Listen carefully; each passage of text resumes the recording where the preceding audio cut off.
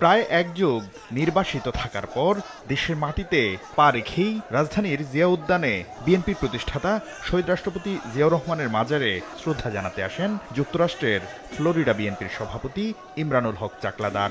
দীর্ঘদিন প্রবাস থেকে আজকে আমি বাংলাদেশে আমার জন্মভূমিতে অবতরণ করেছি।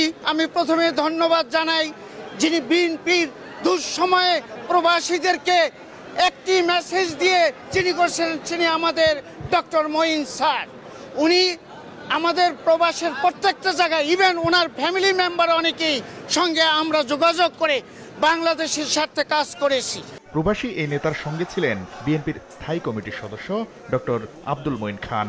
ফাতেহা পাঠ ও দোয়া শেষে তিনি বলেন, সদিচ্ছা থাকলে বর্তমান সরকারের পক্ষে 6 মাসের মধ্যেই জাতীয় নির্বাচন আয়োজন করা সম্ভব। 3 মাসের মধ্যে 90 দিনের ভিতরে যদি একটি সুষ্ঠু নিরপেক্ষ নির্বাচন করা সম্ভব হয়ে থাকে, যে নির্বাচনটি ছিল বাংলাদেশে 53 বছরের ইতিহাসে সম্ভবত সর্বশ্রেষ্ঠ নির্বাচন, তাহলে আজকে কেন আগামী 6 মাসের মধ্যে নির্বাচন করা সম্ভব হবে না? জাতীয় প্রেস ক্লাবের সামনে আয়োজিত নাগরিক সমাবেশে অন্তর্বর্তী সরকারকে দ্রুত নির্বাচনের তারিখ ঘোষণার আহ্বান জানান বিএনপি চেয়ারপারসনের উপদেষ্টা জয়নুল আবেদিন ফারুক। দ্বিতীয় স্বাধীনতার সম্মান আপনাকে অক্ষুণ্ণ রাখতে হলে অনতিবিলম্বে নির্বাচনের তারিখ আপনাকে ঘোষণা করতে হবে।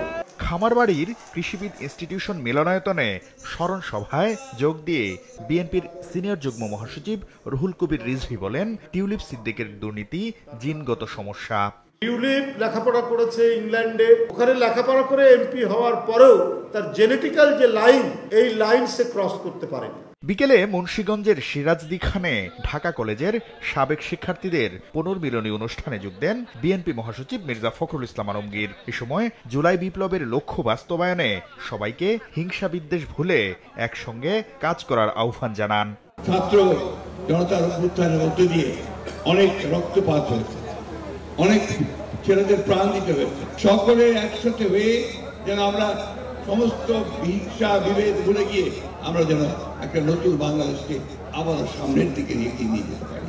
এখানে আমরা অনেক অনেক দূর এগিয়েছি, আমাদের আরো অনেক দূর যেতে হবে। কথিত উন্নয়নের নামে হাসিনা সরকার দুর্নীতি করে দেশ থেকে যে টাকা পাচার করেছে তা ফিরিয়ে আনারও আহ্বান জানান বিএনপি নেতারা।